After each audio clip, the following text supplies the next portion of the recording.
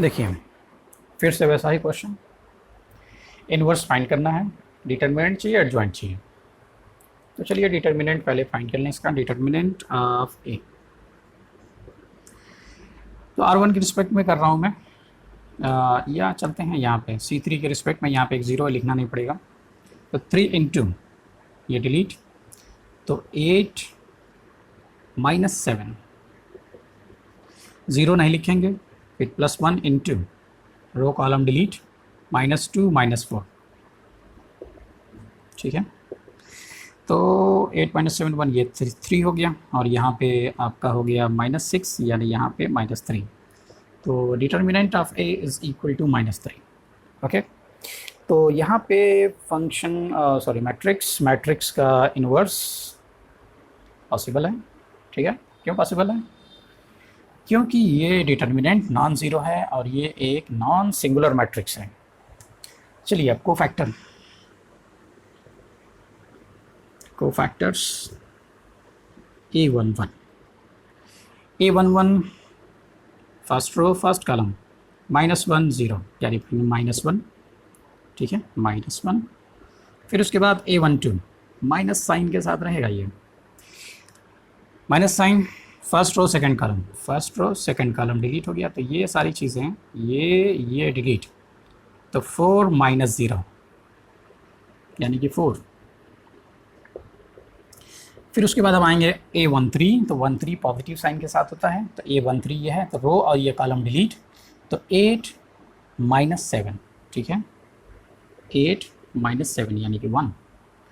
फिर उसके बाद हम आते हैं A21 पे, तो ये तो माइनस साइन के साथ होगा, 21 ये है, ठीक है। इसके रिस्पेक्ट में ये रो और कॉलम डिलीट हो जाएगा, यहाँ पे बचेगा 1 माइनस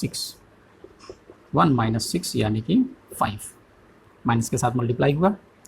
फिर उसके बाद A22 ये पॉजिटिव साइन के साथ होगा, ये 22 है, इसके रिस्पेक्ट में ये रो और कॉलम डिलीट, तो 2 माइनस, अब देखिए क्या आ रहा है, 2 माइनस 21 -21, तो माइनस माइनस प्लस 21 यानी कि ये हो जाएगा 23। एक बार फिर से देख लिया जाए, 2 ये है, तो ये रो और ये कॉलम डिलीट होगा, ठीक है, तो 2 और ये ठीक है 21, तो 2 माइनस माइनस 21 यानी कि 21, ये 23 हो जाएगा।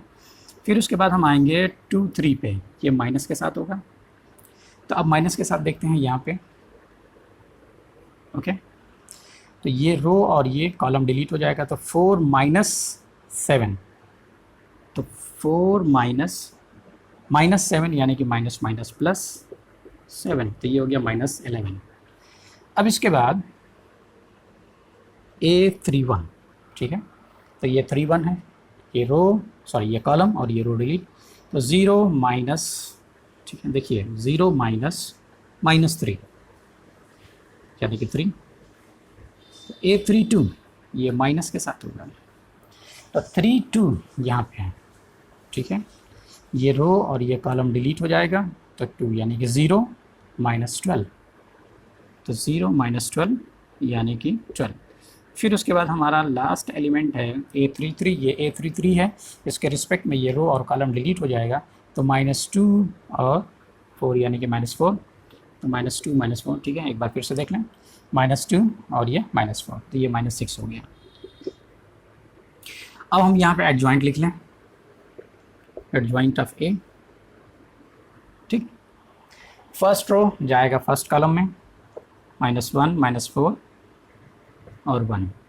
सेकेंड रो सेकेंड कॉलम में, तो 5 23 -11, ठीक है।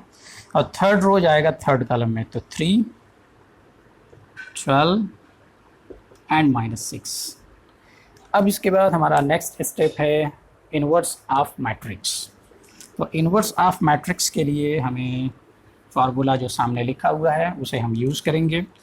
तो इसको मैंने कहा कि A इनवर्स 1 डिटर्मिनेंट यानी कि -3 इंटू एडजॉइंट -1 -4 1 5 23 -11 3 12 -6, ठीक है। एक स्टेप और, चाहे तो आप यहीं पे छोड़ दें, ये आपका आंसर हो गया है। इसे डिवाइड कर सकते हैं, 1/3 4/3 -1/3 -5/3 -23/3 11/3 -1 -4 -2 सॉरी 2। ठीक है, तो ये आपका इन्वर्स हो गया, मतलब आपका नहीं, किसका इन्वर्स हुआ, मैट्रिक्स का इन्वर्स हुआ। ठीक है, तो यह है इन्वर्स ऑफ ए, ये मैट्रिक्स ए है और ये उसका इन्वर्स है।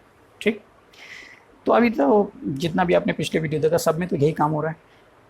तो अब मुझे यकीन है कि आपको बिल्कुल भी बात समझ में आ गई होगी कि हमें इन्वर्स फाइंड कैसे करना है। ठीक है, बस ये ध्यान रहे कि थोड़ा सा कैलकुलेशन में मिस्टेक नहीं होना चाहिए, बहुत ही ध्यान से। ओके, चलिए, थैंक यू वेरी मच।